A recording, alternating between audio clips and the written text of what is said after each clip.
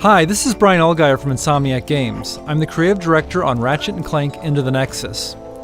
Into the Nexus is a return to the classic Ratchet and Clank style adventure and continues Ratchet's story arc from the Future series that included games like Tools of Destruction and A Crack in Time. Here's some footage from close to the beginning of the game. Ratchet and Clank have stowed away on an enemy ship and landed on planet Uruk, where they are in search of escaped convict Vendra Prague and her brother Neftin. Planet Uruk is considered to be in a haunted sector of the galaxy and was abandoned long ago.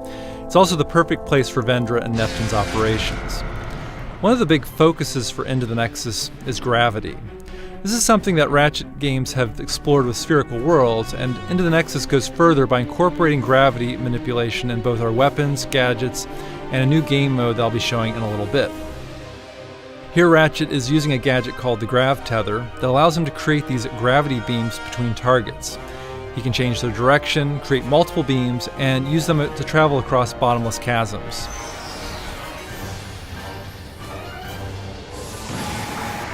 Like the earlier Ratchet and Clank games, this level has a hub area with branching paths. On the left path, Ratchet encounters some blade balls, which is a perfect situation for the Winterizer. This weapon delivers holiday cheer by firing out a stream of snowflakes, holiday tunes, and an Arctic blast that transforms enemies into snowmen. So now Ratchet is traveling further into an enemy outpost using his grav boots. Some might recall this enemy faction called Thugs for Less that were featured in Going Commando, the second Ratchet and Clank game on the PS2. Why do we get to kill some? Stay frosty, Thugs. The enemy could be anywhere. Alright, so these guys are just asking for it. So you can see these enemies have turned into their own unique version of snowmen. You can try the Winterizer on different enemies and each time get a different result. The weapon upgrades and will later drop holiday presents that give out health and ammo. In terms of gravity-based weapons, we have the Vortex Grenade, where you can fire out a vortex that sucks multiple enemies into the air, allowing Ratchet to pick them off or focus on other enemies. The Vortex Grenade is great for crowd control, and it upgrades to fire out multiple vortices. Into the Nexus has a spookier quality than past Ratchet games, and a weapon that shows off that quality is the Nightmare Box. Ratchet can toss this box out and it opens to unleash a hideous creature that scares enemies. You never know what creature will pop out. There are skeletons, horned demons, giant eyeballs, and of course scary clowns. The Nightmare Box is a great distraction weapon and will later upgrade to attack enemies.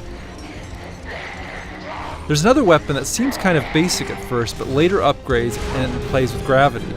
The Temporal Repulsor is a great shotgun type weapon that knocks enemies back, but when it upgrades, it knocks them up into the air, putting them in a temporary stasis mode, allowing Ratchet to shoot them again to deliver a 1-2 punch and take them out of the action.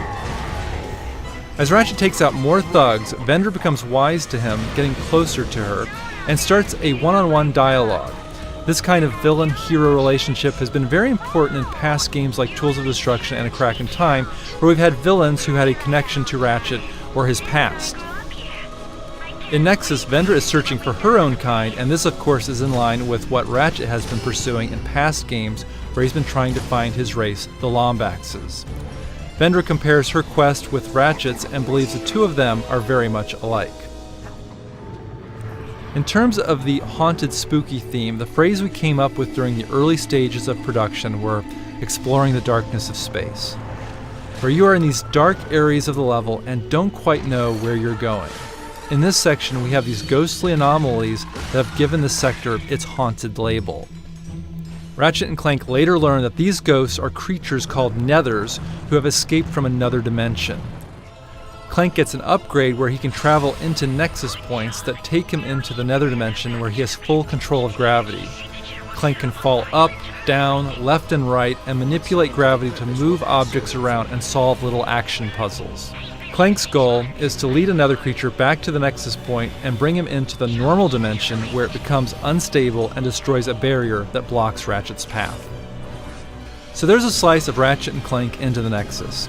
We're very excited about creating this classic Ratchet and Clank story-driven adventure.